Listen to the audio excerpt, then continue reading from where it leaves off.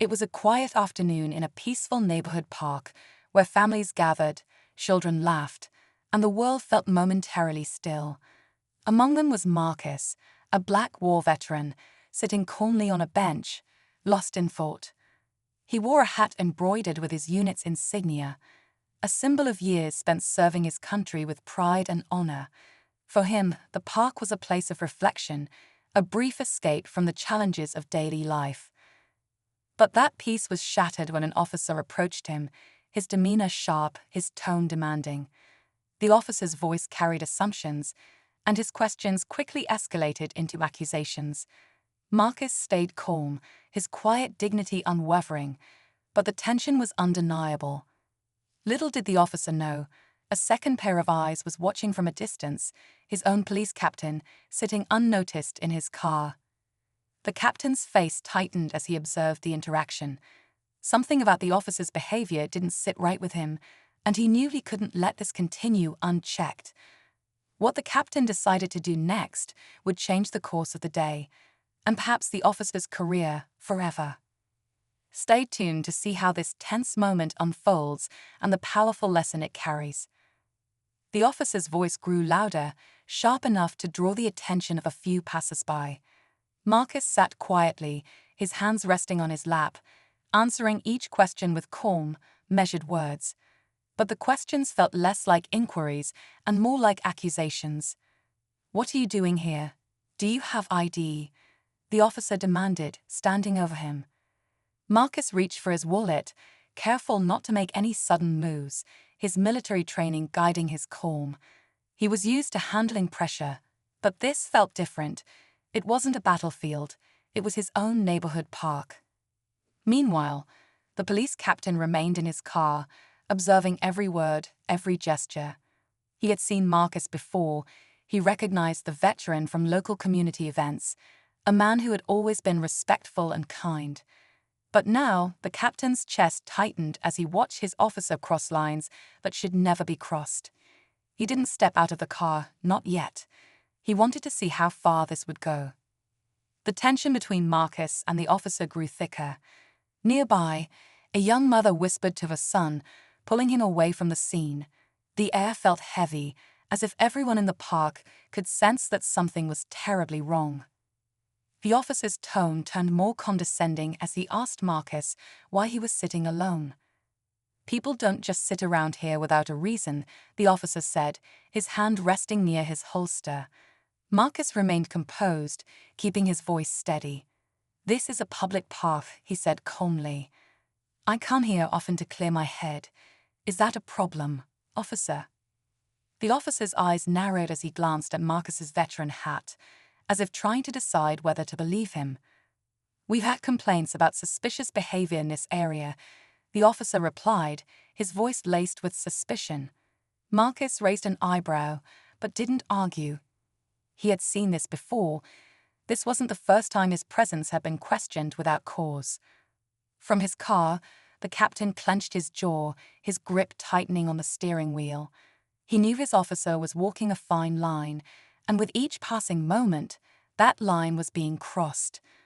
But something stopped him from intervening just yet. He wanted to see if the officer would realize his mistake on his own.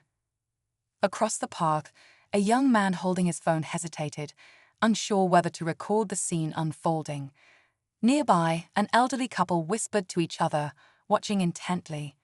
The atmosphere grew heavier with every second, as if everyone was holding their breath, waiting for the next move.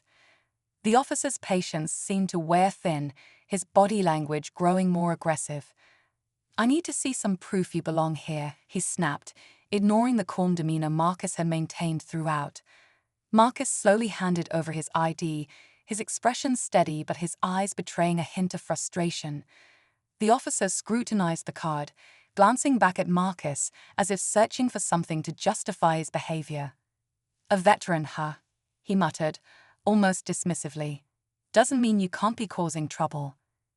Nearby, the captain stepped out of his car, his polished shoes crunching on the gravel. He walked slowly, deliberately, his eyes locked on the interaction. His presence was unnoticed at first, but his sharp gaze missed nothing. He noted the officer's tone, His stance, the way he seemed more intent on asserting control than de-escalating the situation. Marcus, still seated, glanced around the park.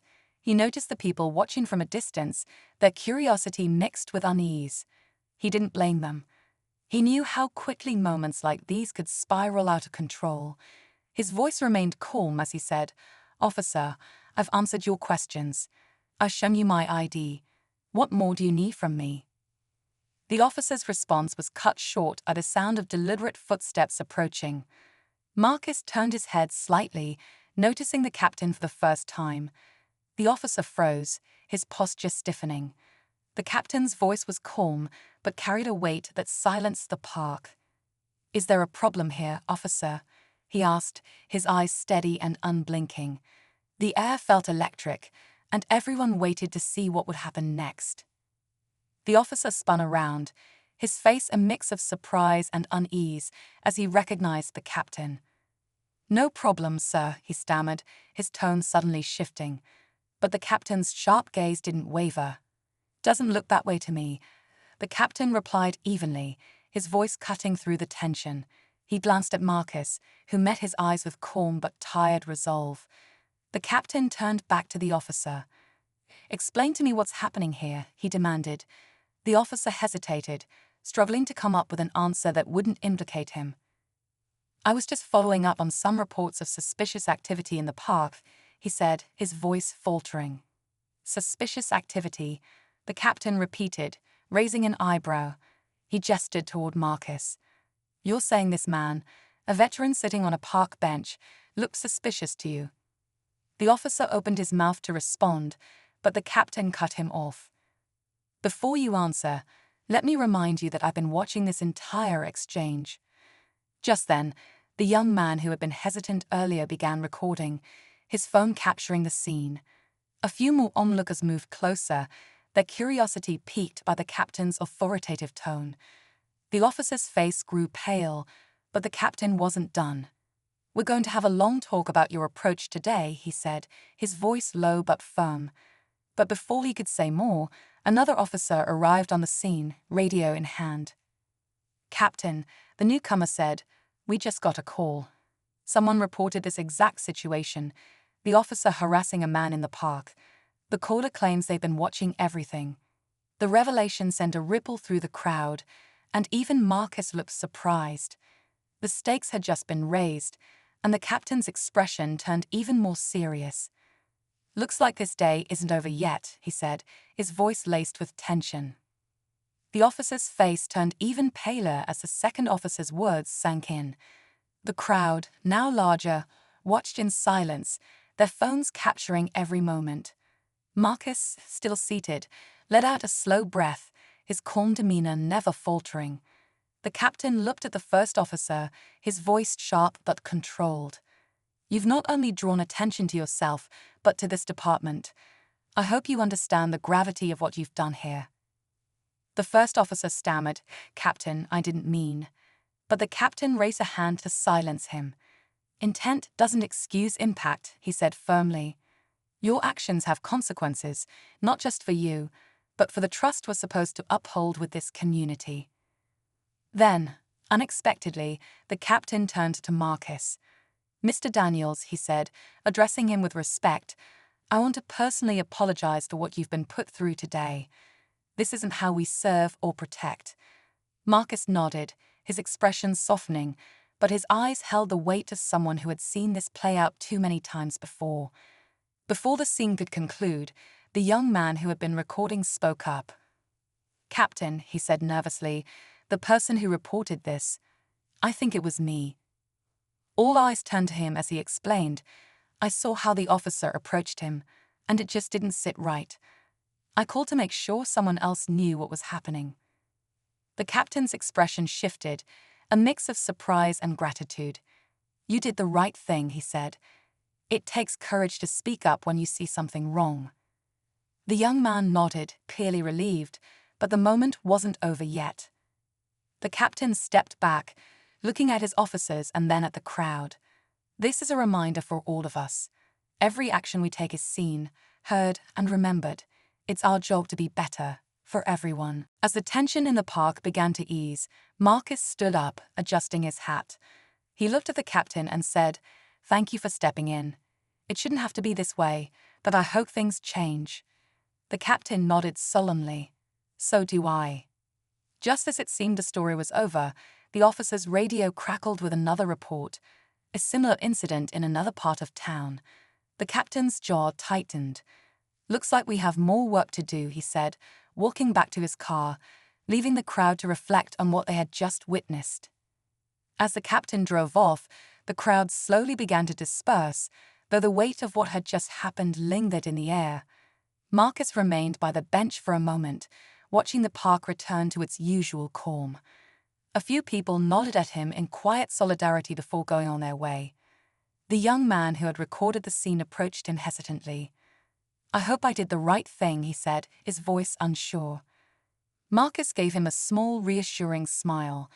"You did more than most people would. Speaking up matters, even if it feels small." The young man nodded, a sense of relief washing over him, and walked away.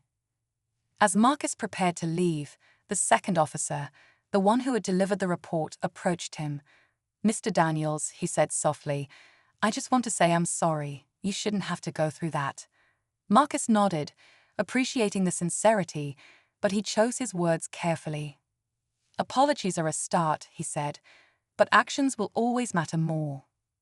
With that, Marcus left the park, his steps steady and unshaken.